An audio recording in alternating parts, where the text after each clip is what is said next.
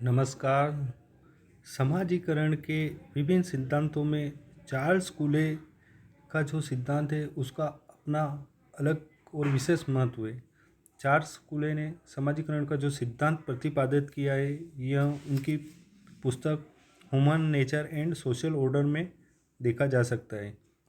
इस पुस्तक में उन्होंने समाजीकरण का जो सिद्धांत प्रतिपादित किया है उसे हम आत्मदर्पण दर्शन सिद्धांत लुकिंग ग्लास सेल्फ थ्योरी के नाम से जानते हैं। कूले ने आत्मदर्पण दर्शन सिद्धांत लुकिंग ग्लास सेल्फ थ्योरी को व्यक्ति और समाज के मध्य के संबंधों के आधार पर स्पष्ट करने का प्रयास किया है। कूले का कहना है कि व्यक्ति के सेल्फ का विकास उसके समाज के संपर्क में आने पर ही होता है। समाज उसके लिए एक दर्पण का कार्य करता है।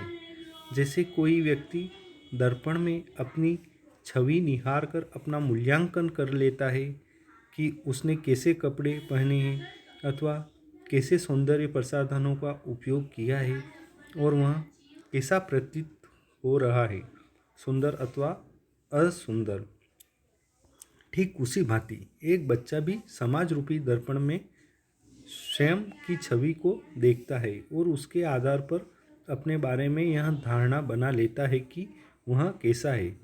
इसके आधार पर ही उस बालक में श्रेष्ठता अथवा हीनता के विचार उदय होते हैं। अर्थात स्वयं के विषय में दूसरों की प्रतिक्रिया के परिणाम स्वरूप ही व्यक्ति में स्व या सेल्फ का निर्माण होता है। कूले के मतानुसार आत्मदर्पण दर्शन में 3 स्थितियाँ आती है। प्रत्येक बच्चा यह सोचता है, नंबर 1, दूसरे लोग मेरे बारे में क्या सोचते हैं। नंबर 2, दूसरों की राय के आधार पर मैं अपने बारे में क्या सोचता हूँ। और नंबर 3, अपने बारे में मैं सोचकर मैं स्वयं कैसा मानता हूँ।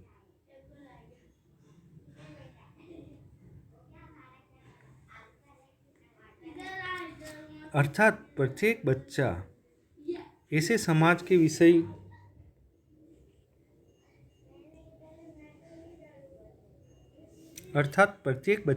इस समाज के विषय में यह जानना चाहता है कि अन्य लोग उसके बारे में क्या सोचते हैं। दूसरों की राय के आधार पर वह अपने बारे में क्या सोचता है और उसके आधार पर वह अपने आप को कैसा मानता है, श्रेष्ठ अथवा हीन। कूले के मत में सेल्फ समाजीकरण का आधार है। व्यक्ति और समाज एक दूसरे से पूर्णतया संबंधित होते हैं। व्यक्ति जब स्व के विषय में पूर्ण जानकारी प्राप्त कर लेता है और वह अपना संबंध अन्यों से स्थापित करता है तो उसे पता लगता है कि अन्य लोग उसके बारे में क्या सोचते हैं और उसे स्वयं की स्थिति स्पष्ट हो जाती है। यह स्थिति उसके सेल्फ के निर्धारक है। अर्थात कूले के मत में सेल्फ एक प्रकार का दर्पण है जिसमें अन्य लोगों की धारणा स्पष्ट दिखाई देती है और उसके आधार पर व्यक्ति स्वयं के बारे में अनुमान लगा देता है और समाज के साथ अपना अनुकूलन करने का प्रयास करता है। कूले का मानना है कि व्यक्ति अपने बारे में जो धारणा बनाता है उसमें दूसरों की भूमिका महत्वपूर्ण होती है। अर्थात समाज की राय के आधार पर ही व्यक्ति स्वयं को श्रेष्ठ अथवा हीन मानता है। इस प्रकार अपने बारे में दूसरों की प्रतिक्रिया से ही व्यक्ति का सेल्फ निर्मित होता है। किंतु कई बार इससे भिन्न स्थिति भी हो सकती है जब दूसरों के द्वारा बनाई गई किसी व्यक्ति के विषय में राय उसके स्वयं के सोच से भिन्न होती है। अर्थात व्यक्ति दूसरों के द्वारा बनाई गई राय को गलत समझ लेता है और उस स्थिति में स्वयं का निर्माण गलत धारणा पर निर्भर होता है। उदाहरण के लिए किसी स्त्री की प्रशंसा करके बारंबार उसे सुंदर कहा जाता है तो वह वास्तव में स्वयं को सुंदर समझकर उसके अनुकूल आचरण करेगी। किंतु कभी कभी इसके विषम स्थिति भी हो सकती है। जब किसी सुंदर लड़की से बचपन से ही यह कहा जाए कि वह कुरूप व भद्दी है, तो ऐसी परिस्थिति में वह लड़की सुंदर होते हुए भी स्वयं को कुरूप समझने लगेगी।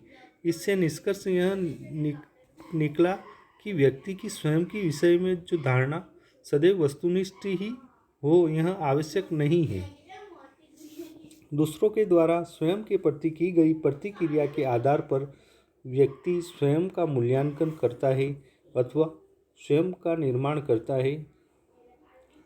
हार्टन एवं हंट ने कूले के सिद्धांत की यही व्याख्या की है। उनके मत में कूले ने ठेकरे की वैनिटी ऑफ फेयर नामक कृति से लुकिंग ग्लास सेल्फ शब्द को लिया है।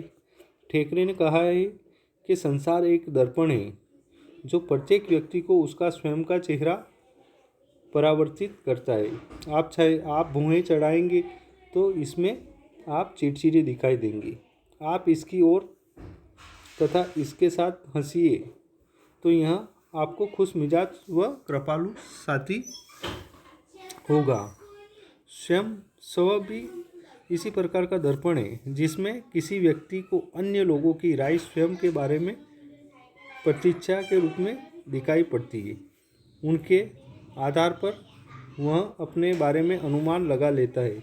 अपनी कमियों को दूर कर वह आवश्यक सामाजिक गुणों को विकसित कर लेता है।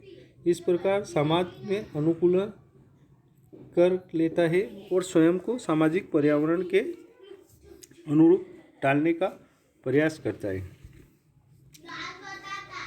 तो चार्ल्स कूले ने समाजीकरण के अपने इस सिद्धांत में व्यक्ति के सेल्फ का विकास कैसे होता है, इसे स्पष्ट करते हुए यह बताने का प्रयास किया है कि समाज जो होता है, समाज में लोगों की जो प्रतिक्रिया व्यक्ति के संबंध में होती है, उसके संबंध में व्यक्ति स्वयं के बारे में सोचता है और अनुमान लगाता है कि लोग उसे कैसा समझते हैं। वे इसी प्रकार सेल्फ का विकास होता है। इसे हम एक और उदाहरण के माध्यम से देख सकते हैं कि मान लो एक कॉन्फ्रेंस हॉल है या मान लो एक रूम है जहाँ पर कई व्यक्ति बैठे हैं और उस रूम में आप अचानक प्रवेश करते हो और लोग आपको देखकर मुंह बना लेते हैं और आपसे कुछ नहीं बोलते हैं, तो आपके मन में अपने प्रति हीनता की भावना आएगी। और इसी के विपरीत आप जैसे ही रूम में प्रवेश करते हैं और लोग आपके सम्मान में वो आपसे बात करते हैं और आपको आदर और सम्मान देते हैं, तो आपके मन में श्रेष्ठता की भावना आएगी। इसी प्रकार दूसरों की प्रतिक्रिया के आधार पर व्यक्ति के सेल्फ का विकास होता है। यही बात चार्ल्स कूले ने अपने सिद्धांत लुकिंग ग्लास सेल्फ थ्योरी में समझाने का प्रयास किया है। धन्यवाद।